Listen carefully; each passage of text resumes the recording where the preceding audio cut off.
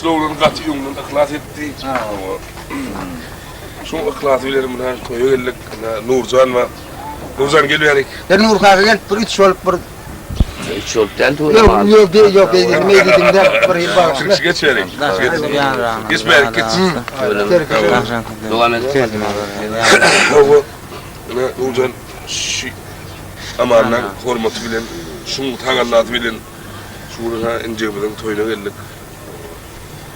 Toy diýilende adamyň ömrüni bir gezek hem ömür ýatdan çykmaýan bolýar. Goý men ardy goýan adam şunu ile şu mereke şunu görür, eşitler, dinler. Yönü şunu yıllar geçip başka bir yerden gelen adamlar dinlerine de şeyli tesirli Türkmenlara eline şeyli devlet toylun bolyanlığını yaatlap sonra guvansın. Yine bir guvanmalı adamı Yerine öğrenen oğlan. Tuğuleme. Gelme gezerim ballı. Gezerim toyun kutlu olsun. Nur bin balın arasında. Toyun kutlu olsun.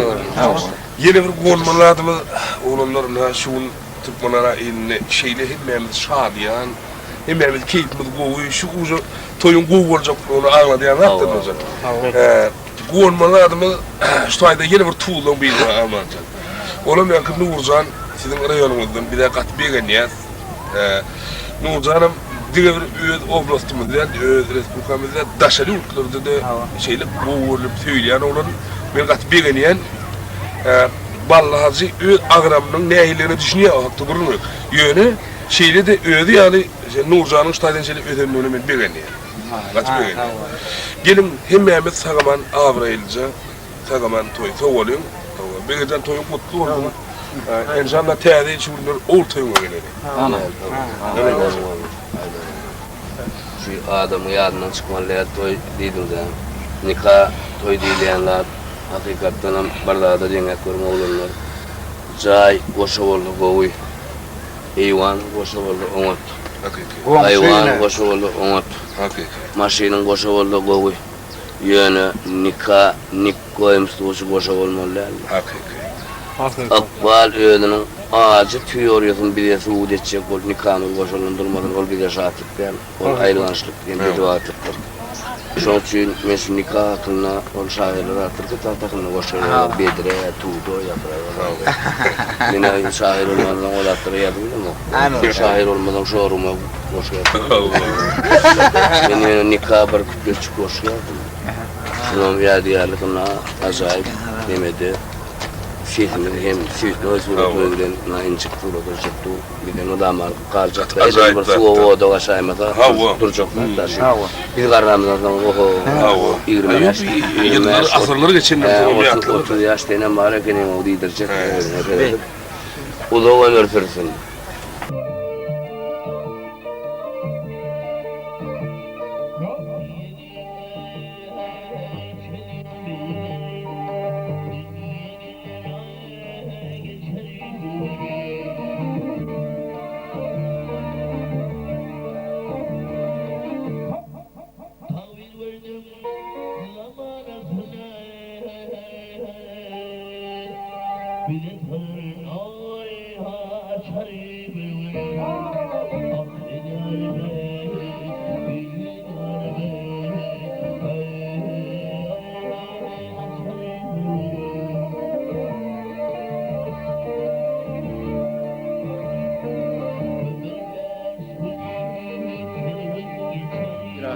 Umman bay şu yollun bir khas bolol şiyali yollun kupurul şiyali vilayette oraya aydımın sağdım öyle yerini yitirmiş oluyor da yani akardonlu kvartı değil ya da kvart finti şu dutarın ikperden bile koşup çal ya kızağım şu bir sesede yerini yitirip oluyor şu mariolunu esası kvartı görünüşünde yerini yitiriliyor şu maha qızıqlı tesirli Xanurdu Xalipan sağlarını yazgın söylediğinde ballığa son ölçü hat bayılıştık yerine getiriyor.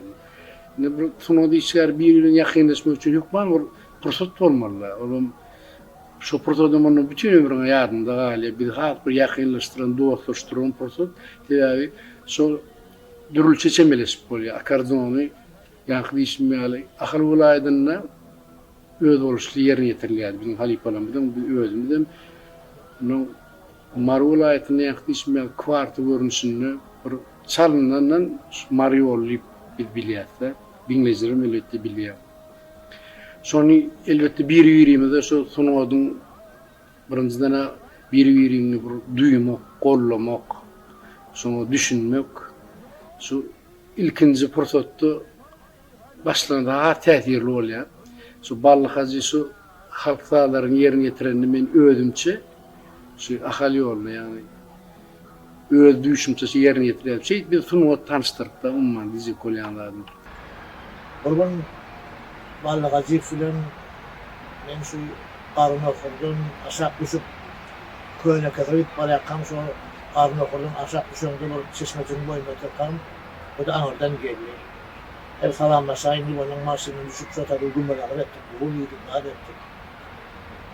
Şu an Umdağ'da sağ koyup ağolü filan toyunla doğuştuk. Onun inti Şamrat ballık acıyıp şeyle kovurup aydınlarını halap sonu yoktoyuna çağırdı. Ana şu toyda doğrusu bir gece günü de bile olduk. Halka gelirlerdi. O aydınlara gitti. Bizim Türkmen halkımızın şeyle yükleşip o vardı. Maaşlarını diyorum. Ballık Hacıyıf bilen biz estrada aydınları köp işlerdik. İlin arasında tanımalı aydınlar şu adam her dövrde de aydılıp yor. Galiberse de şu Türkmen halk aydınlarına hormat koyup şu Türkmen halk aydınlarına bile işlerdik. Bir gedek şu bir konsertten gelemizde şeyle vur begençli halk kollap şeyle aydınlar dinlenip hormatlan soňlar bir begencimede o bir halk aydym ýene dörödelip biz Ballyk Hacıyıf bilen Türkmen halk aydymyny Sergey menden Türkmen halk aydymyny işledik. Onam Türkmen telewizionyna çykyş etdik.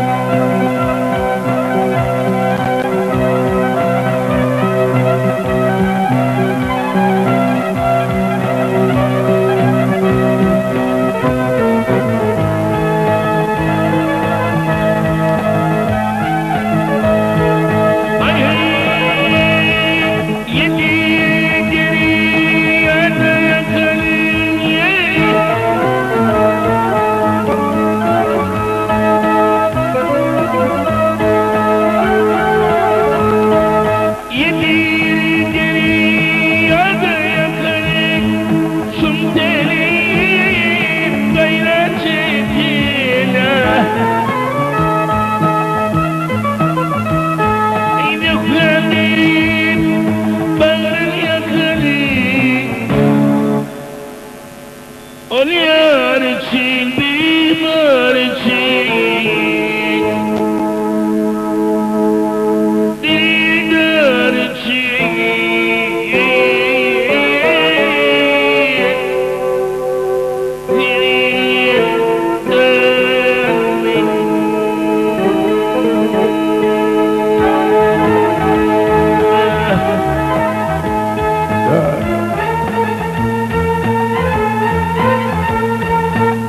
Ayletmeyin lükrani Kıvırmini dağırani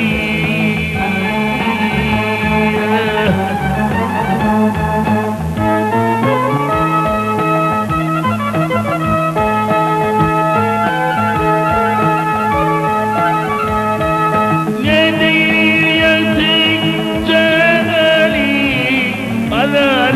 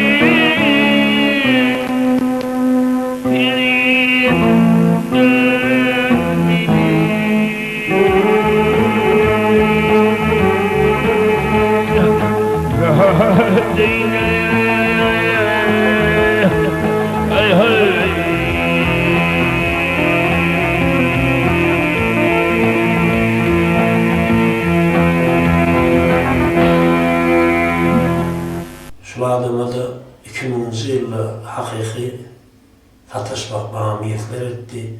Yani şu yolunda gelip oturup vallahi diyen adamları aydım diyen ladı yüreğiyle diyen adam eken.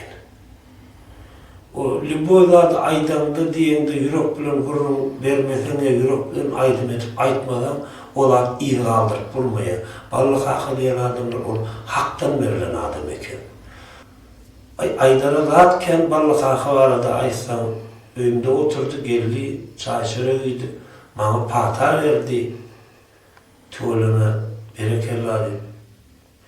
Yolunu oturup aydım verdim, daha sert verdim, beter kovardı. Öyle oturup ak taraftan ak pata verdi.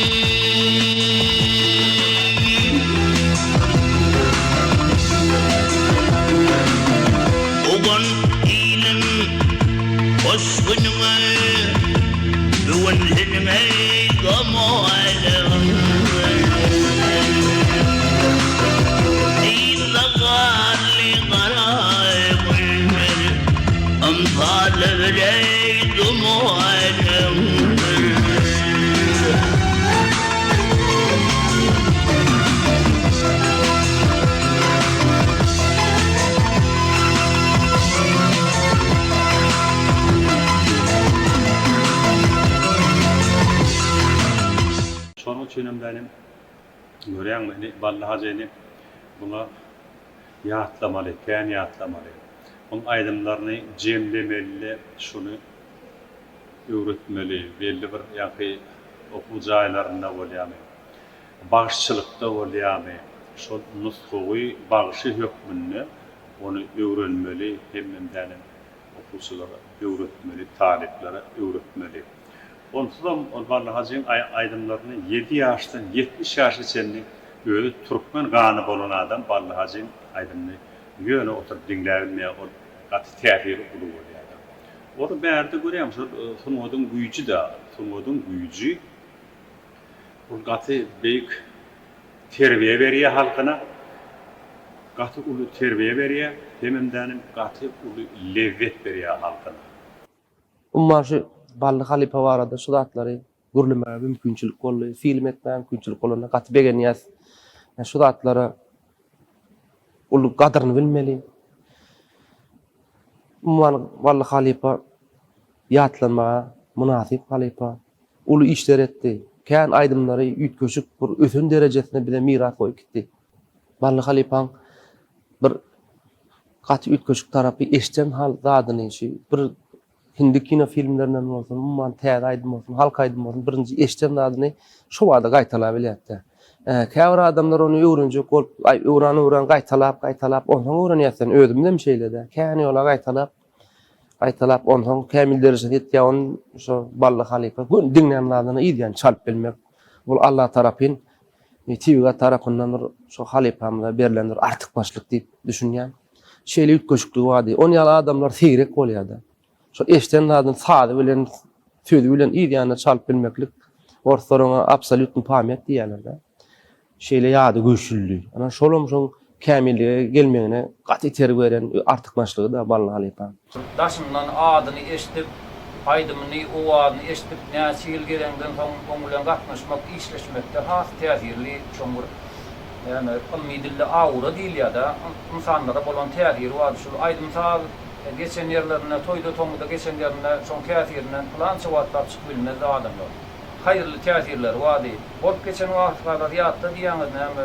Bu insanlara aýdan sözlerini öýüp bir bagşçylykda bir teromel ulan görmeli sözleri wady ýa-ni hakiki bagşy bir-birine ýagdyr diýip Mahmud Işandan sözler aýdan sonra werilende ustatlygy ýeten wagşy bolsa bir-birine ýagdyrlar, bir-birine gollur diýip aýdardy. Bilmeli zat ýaş gösterimler, ýaş estrada ýyldamyň bilmeli zatlary. Ýatlasaň oturmalylar, gülkili ýerlerim boldy hawa, bu ýerde ýaşaýlap aýdym bilen ýerlerim boldy. Esasy bilmeli zatymy türkmen estrada sunwatymyzyň nusxawsy barly hazifdir, şonu bilmeli gerek. Endi awraýyn saklap, hatirasyny saklamak gerek.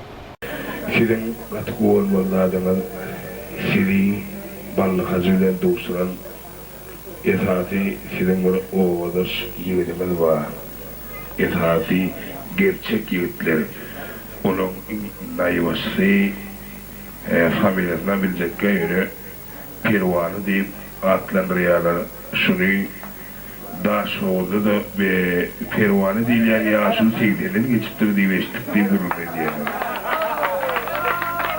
Olasıl onu banlıkazlar başa bilen yok sebebi edil banlıkazın öğün ağından eşten yok sebebi şeyle acayip yeterler yarıya hormatlı avrondan hormatlı gıyırlar umuman şu banlıkazın ayda sözden dinleyen duran adamlar oğlan şoplu acayip yeterleri yalıp bilen oğlan acayip yegidiniz var Bayramcan, Bayram Pervanı umuman sonku döwürlerde banlıkazın çıkarıyan kasiyatalarına ullakan bire vurup duruyor.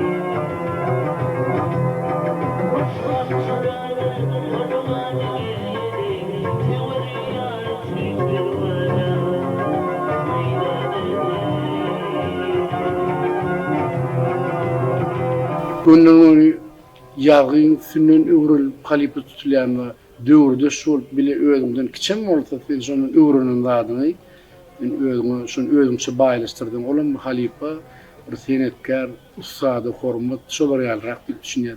Şu sözüň bar umum jemini alamyzda Balhazyň araslygy, şu sunuzy çemeleşi, bir öňüne goýan maksady ýetjek bolşy.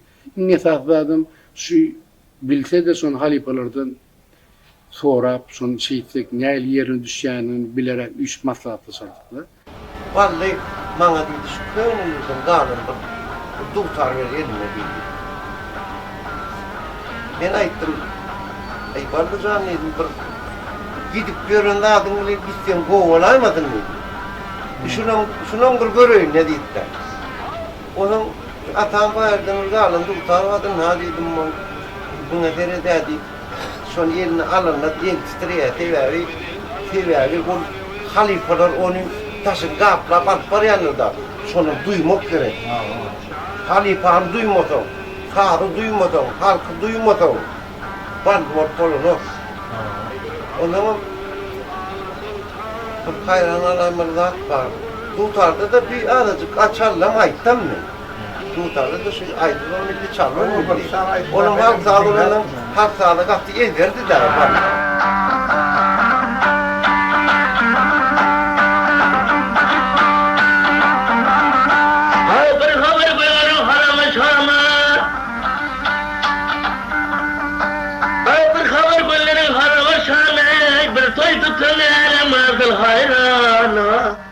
Hayran ey hayran.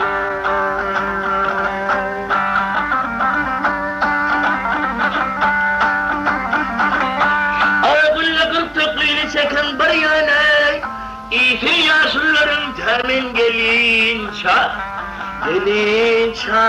Edenin adyny şeýle bir dutardan çalnan tallar akordionna ýa bir klaşy sadrolary geçirenine hiç gil şiiretini getirmän gaýta şoňa bir döwrewap ähen berip bir halk içinde ýörgünli bolup gitmek üçin şeýle bir ýerine düşýär-de çalanlar. Şoň üçin hem şu türkmen halaryna şu klaşda da bir ýylyň ak gitmegi da şu döwrüň halanlaram diňläp öwrenjek bolýarlar şo bir taýyň arasynda bir çalp depine geçip ýene döňkü depine geçip gitýär ýa-da ol biz şol bir göwla çalanlardan öwrenjek bolup gaýtalar. Bally halipa her toýda, her baran ýerine ütköşüp çalýar-da. Ol ustad da gidip barýarka ýasap barýar. Biz şoň bir ýasanladyny ýasan ýanky goýup giden bir görkeden dadyny gaýtalap öwrenýänçek ol ýene bir zat ýasaýar-da, onu döräp durda. Onuň şu açdan berilýär şo wagt. Tebebi şu wagt ýazgylaryny dinleýär, toýlarda çykyş eten ýerlerini, jan ýerde çalşyn dinleýär, son bir ýerine megdan o. Her toýda öz çykyş eden ýerini ol meňdemeýän düýüni başga da edip gaýtýar-da. Tebebi ol ustad da, ustada hakiki ustada ustad diýmeli.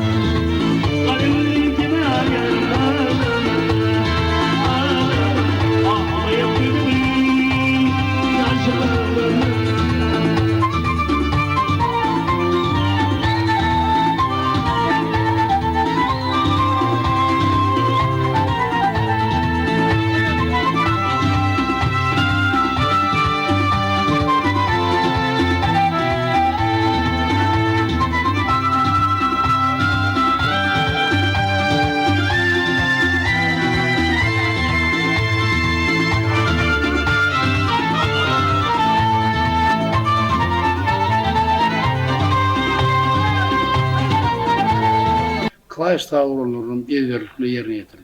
Yani öňüne 3 tane kural koyup, sonra özüne gerektiliklerini koyup, yerine getirýän aydınlaryň soň öýkünýänler şu balyk hazin ulanyýan tetleri, şu balyk hazin goýýan kakular, depinler diýip, söýýän teriçi rahmedem da ýaşlar üçin.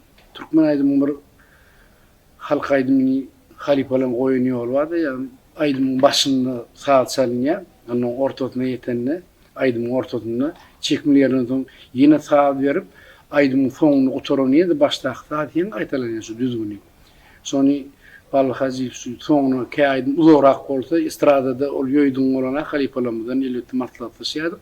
Uzunrak bolsa arasynda saat bersen ýa arasynda saat aýryp, soňuny şu saati aslyny sözün ýoýumyzdan ýerine getirilen görnüş bolýardy.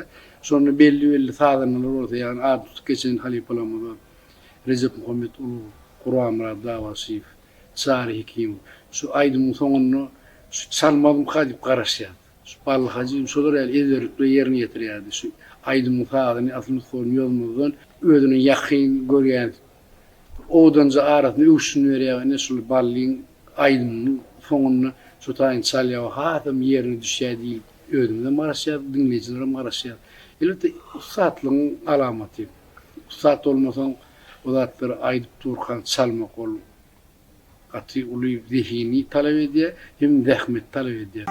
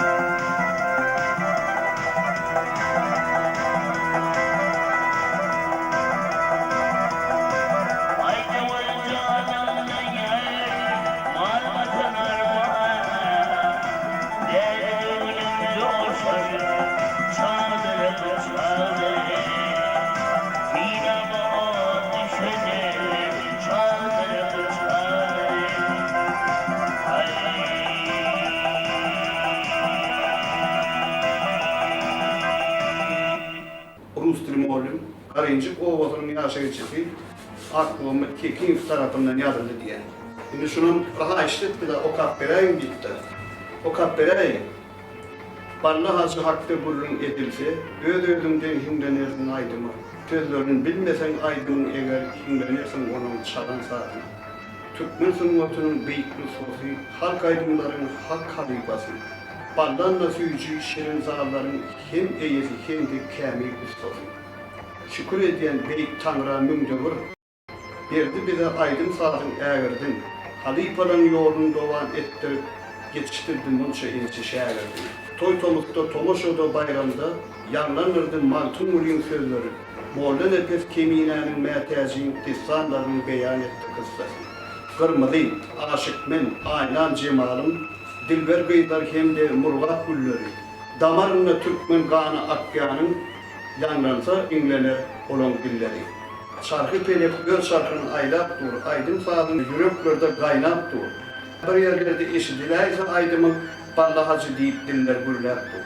Kämil çykyp usatlyga ýeten soň, goýdum nesillere beýik ýadygar, aydym saatyň uzak gider ýyllara, asyrlardan asyrlara ýadygar. Ýadylaryny köprek dinlep şondan öwrenimden Onun yıl näme geçýär, wagt geçýär, soňra bu öz bilen gawatlaşdyk. O az halipe şäher emetdik. O bilmeýän adamy soradyk. Onu şunu toy atnaşyny orada Türkmen ara toy barardy da, toylar barardy. Ben Rama ýanyna tykşym. Onun bir ýanyna köprek bir adam ýanyna gelseňem näme ökman şol aýdýan, çalýan sarlary bir sana geçýär de bir ýürüňde öwrenip galadan şol ýer basarynyň bilen ýerine ýetirjek bolýan şey ondan köp zatlary öwredýärdi. Vallahi lepa. Eğer ki oğlunlar var, ballinden var, ballıdan bir küçüğe oğlunlar var, şular men sonra ne öğrendim diyorlar da. Ballı şeyler, petbel şeyler, yumuşak adamdır. Şeyler, adamın bir boğunu tapmanı, niye boğunu tapması, 10 yıl bunu ot bilen adamın yüreğine giren adam 10 yıl bol aymadan da. Şeyli petbel şeyli bu adamdı da. Şun yönü men şehirdi, men sonra ne öğrendim? Ballıya koydum, Allah'tan almadılar. Ballı'na malülen okyanın altına malülen var. Eski bir yerine malülen okyanın? Almam olmalı. Onun uyudunlu duruyor. Ol bir Allah'ın birini tokku burada dur. Yani şunu dinleyen diye dava atlayınca. Verilen yalıyorum, geldi kendine. Bana yürüttü oğlunlar sıyla verdiler akırdan, Kızılcakar'dan. Rayas'tan Ulakar'dan şunlar. Şeyler suyucu mulayim sözler vardı. Eğinimden çıkar, eğinine edilen öldüm bilmem arattır. Şeyler dil da. Kakam eğinimden vardı da 70 yaşında kakam adına çıktığımda o bir tarafta birin gurrumlarını. Ona ne yapmışsın?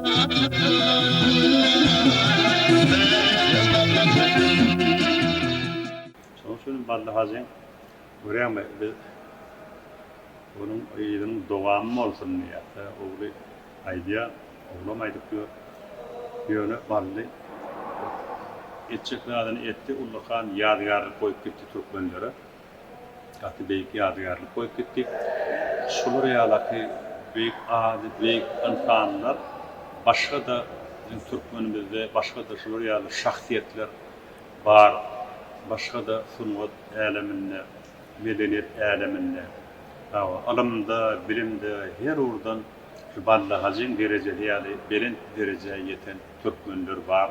Sol Türkmenleri elmedama ayamalı, sol Türkmenleri elmedama öğrenmeli, olu halkın bir büyük oğulları olup duruyor da. Sonun içinden Ballı Hazin yolunun şu altında, nirak vardan, haytı toya vardan, Ballı Hazin yolunun aydiyada. Balla öykülüp aydı bilseler, armağanı yok. Şimdi göreyim o Ballıyalı ödümü yol tapmak için Allah Teala veren katı bu işli kudreti gerektir. Bağışlanmadan toğun götürmeyip öykünüye birbirine öykünü vaydı ya da. Öykünü vaytmak başka da. Öykünü vaytmak aydımçı oluyor. Bağışı olunur. Bağışı olundan çok yani nuskoy olsa bağışı oluyor. Ödünün dörtsine bağışı deyden Şuol bağışı deyip oluyor, Sah bağışı deyip oluyor, Gırman bağışı deyip oluyor. Ya Nurhal Mehmet deyip oluyor, ya Anıverdi Attanov deyip oluyor. Ödülü Tekayet deyip oluyor. Bağışı olanla ödünü bir yol yatayan ödünün bir yolu oluyor. Ha aydımçılar birbirine öykülüp görünleri olur, bağışı değil mi olur, aydımçı değil mi? Olaram aýdýa bu aýdymlar kän, efýärler, öwrenýärler ýöne şolar ýaly bir hakdan çen başlanmadan sany kän bolsun. Hawa Türkmen halkyna bir belent aýdymlar şerpa etsinler. Hawa beýik kompozitorlarma döretin, beýik bally hazırlanma döretin, hawa şaherlerme döretin, aýdymçylarma her urdan, opera urdanam döretin. Şurýalaky zekinlerden başlaýar. Belent derejä galmak üçin şolar ýalaky zekinler, şolar ýalaky Allah'ın berende gudurtly zekinler başlanýar da. Men kişirak kan şu Aşgabatda da gelince alyp gelýärdi kakam. Şonu bir gerek gelemidi. Şu kiçiräjik ritm blok bilen kakam aýtdy. Oglum sen bir ýazga deýinle diýip. Ama meni kiçiräkdim, aýp bolsam bir 1-nji klas, ikinji klas. Şonu Türkmen telewizioniýasyna ýazga edipdik. Ama sonra men ömrümde hiç saçaram ýadymdan çykmajak ýazgy. Kakam bilen bile ýazgy etdik. Ýani sazyna bolup çykýetdim.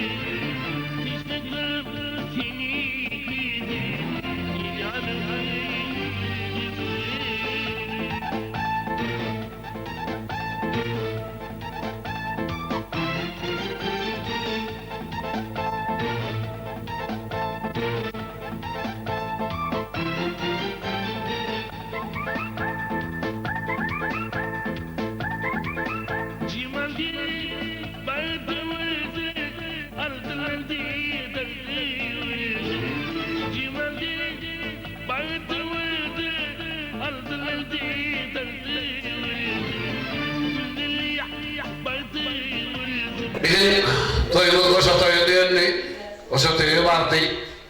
Mesela yine ölüştüyor, gizlen birem geliptirler. Şu dilin 40 yıl belliyanın gibi, 40 yıllardan duşyanını eskittirler. İnha şöyle dilin şuun ki 40 yıllardan duşyanını gibi eskittirler, yörüyte geliptirler. Hedir olur. Bizim Manu vilayetimizde büyük halifamız, Ballı Hacif'in yörüyte durmuşu var, her yer çarpanıp, durmuş var da Ballı Hacı'nın Turgut yolu var da Ullukan bir kino çıkardı. Beyik Balşı'nın yanına bolonları var. Bir şuralar var da Ustayla föndüstük, Ustayla kutladık deyip geliptirler. Şuralarım şu hormatlı halifam kinosuna orgosaydak deyip geliptirler. Ustayla Beyik Ballı Hacı'nı deyip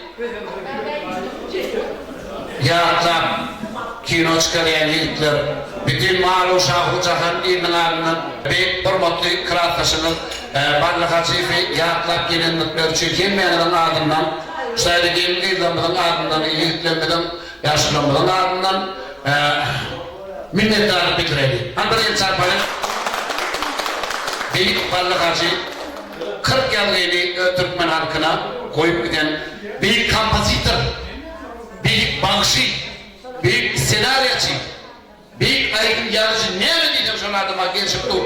Elbinin dil olmanı, haydi devletlerin arasında da elbinin dilin şonlar büyük sürüyordu, yok adımlar. Ya aydım ya da sağlık uçarıyla o, ya sağlık uçarlık, ya o aydım o. Şu ikisini başaran adam şu. Beyni bakışı 100 yıldan sonra dörecek mi, döremeyecek mi, döredir. Bana karşı dilin kıraatlaşımız olmalı, dilin büyüklük çok.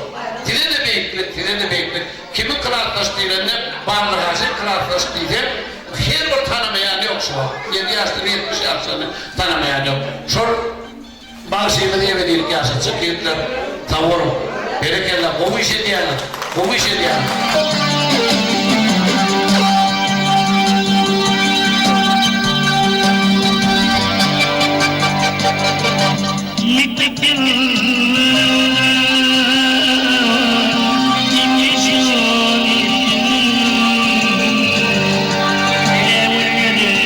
Sana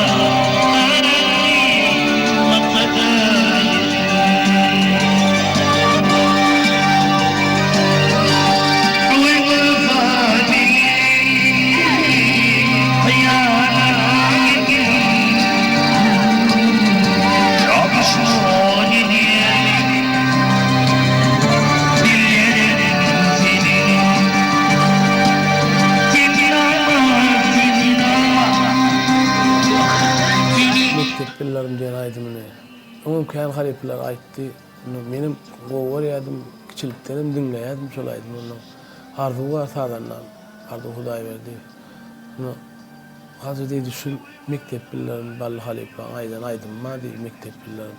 Şunu bilen möhürni şöp diýen nemi daýlay daýallydy onu. Öz kiçilikden arzu edip ýörän aýdym da. Onu dinledim o balla halipe gaç usfatlyk bilen aýdyp durdy onu. O saz bilen aýdym bir-birini siňdirip bir ýerine ýetirip durdy onu. Onu bilen dogrusyny aýtsak çekindim onu. Näme dogrusu özümüz şol işläýärli onu arzu bilen. Şeýle ýazdyk. Halkam gowurdy. Aýdym özüm gowy. Mektep ýyllarynda sen mecnun ettin. Näwillere salyp owadoş maksada yettin. Bugün bolsa özüň